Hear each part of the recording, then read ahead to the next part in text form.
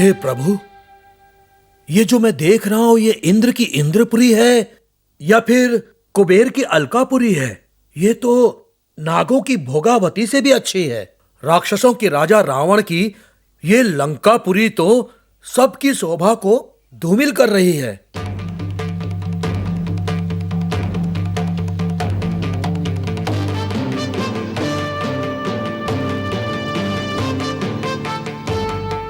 चारों दिशाओं में ऊंचे ऊंचे भवन जो कि आकाश को छू रहे हैं और इनकी शोभा चंद्रमा की शोभा को फीकी कर रहे हैं। और इन सुंदर भवनों को देखकर ऐसा प्रतीत ही नहीं होता कि इस नगरी में और इन सुंदर भवनों में राक्षस रहते होंगे।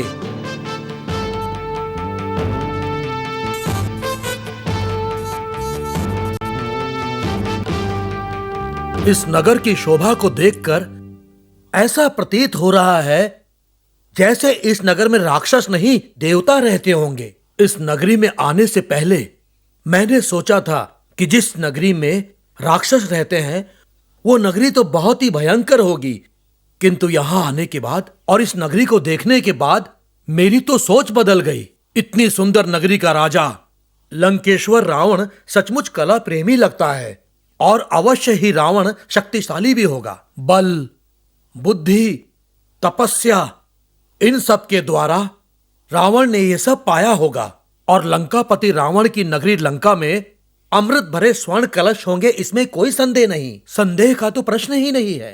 किंतु उन अमृत कलशों का क्या महत्व यदि उन कलशों में अमृत के स्थान पर विष भरा हो? किंतु मैं इस बेकार के विचार विमर्श में क्यों पड़ गया? मुझे क्या लेना? मुझे तो अपने प्रभु का कार्य किसी भी तरह से पूर्ण करना है। इन व्यर्थ के विचारों से भला मुझे क्या लेना देना? मुझे तो यह पता करना है कि अशोक वन कहां पर है। चलकर उसे ढूंढता हूं।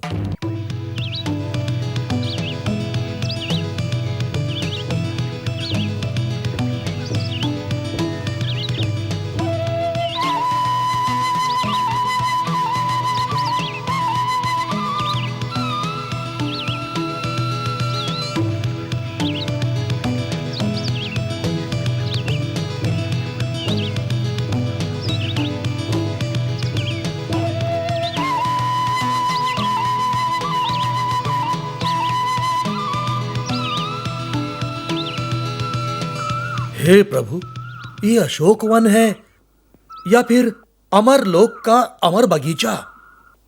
इस लंका में हर दूसरी चीज पहली से इतनी अधिक सुंदर है कि कुछ समझ में ही नहीं आ रहा है कि कौन अधिक सुंदर है।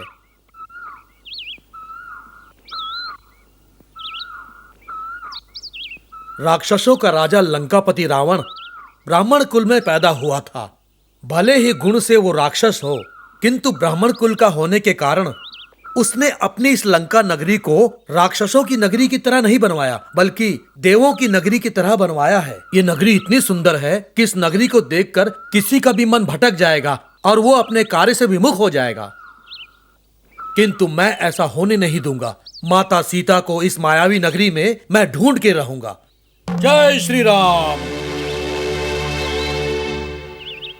ये ठीक रहेगा। एक पेड़ से दूसरे पेड़ पर कूद कूद कर पूरे अशोक वन में ढूंढूंगा। माता सीता इस अशोक वन में अवश्य मिलेंगी।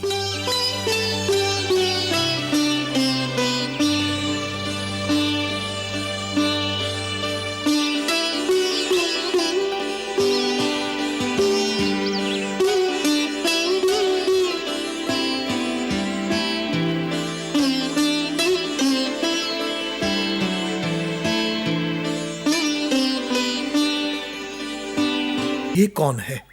रूप तो तपस्विनी का है, किंतु ये इतनी दुखी क्यों है? मेरे प्रभु श्री राम ने जैसा बताया था ये तो बिल्कुल वैसे ही दिख रही हैं। हे प्रभु, मेरी माता सीता मिल गई। मेरी माता सीता मिल गई प्रभु।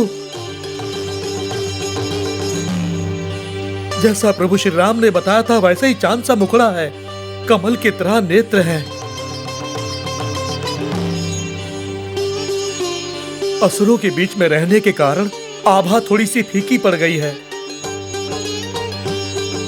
इनको देखकर ऐसा लग रहा है जैसे भूखे शेरों के बीच में एक हिरनी फंस गई हो। माता सीता का ये दुख अब मुझसे और देखा नहीं जा रहा।